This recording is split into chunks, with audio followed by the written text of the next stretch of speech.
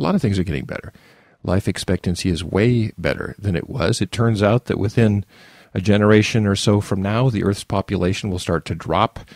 Overpopulation is not really a big issue. The United States has cleaner air and cleaner water than it did in the 70s, and rampant hunger is much less than it used to be.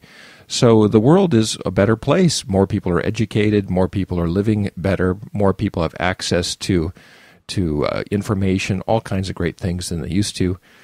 Just the preponderance of cell phones throughout the world in the poorest parts of the world have helped people start businesses everywhere. And if you are a woman, you are so much better off in the global south than you were 20 years ago.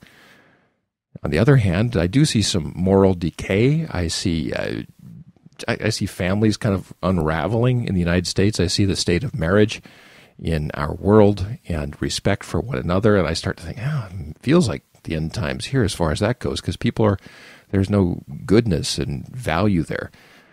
So are we in the end times? Yes and no. And the last one, is God in control? People come to me and often say, God is in control. And I say, well, of course that is true. It's true. If the Creator made the universe, the Creator is directing the universe. This is not just a project that he got bored with. So if we look at this question, is God in control?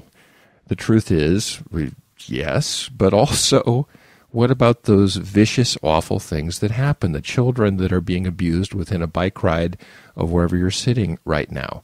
The human trafficking and slavery. What about people who work hard to get young people addicted to chemicals and push drugs in schools? What about the gassing of the Jews and the ovens in World War II? Is God in control there too?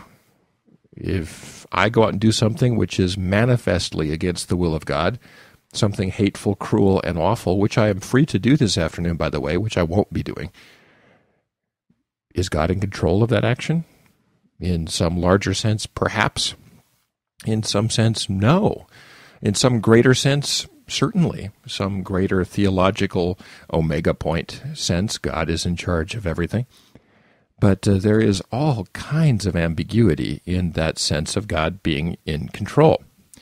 Once again, I have to answer yes or no. And when I had prayer time this morning, and I got up early, and I lit a candle and looked at it and started to breathe and calm myself down and ask the Holy Spirit's presence to come into my life, and thought about all these things, I said to the Creator, from my spirit, the more honest I am with you, the better our relationship goes. The less I have simple answers for, do you punish us? Have you planned things? Are you in control? Am I really changed and transformed? What times are we living in?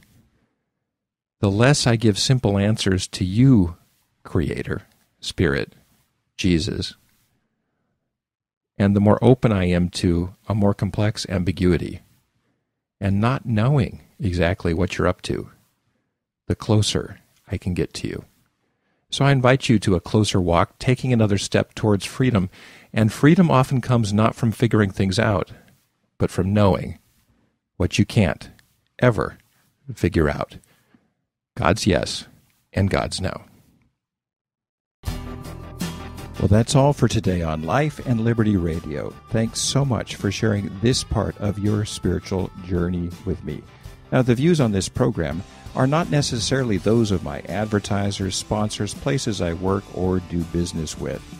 They're purely my own, but I'm sharing them with you, so share your ideas with me. Write me on Twitter at Liberty House, LIBERTYHOUS, no E. Until next time, let's continue dreaming and working for a free and spiritually grounded society.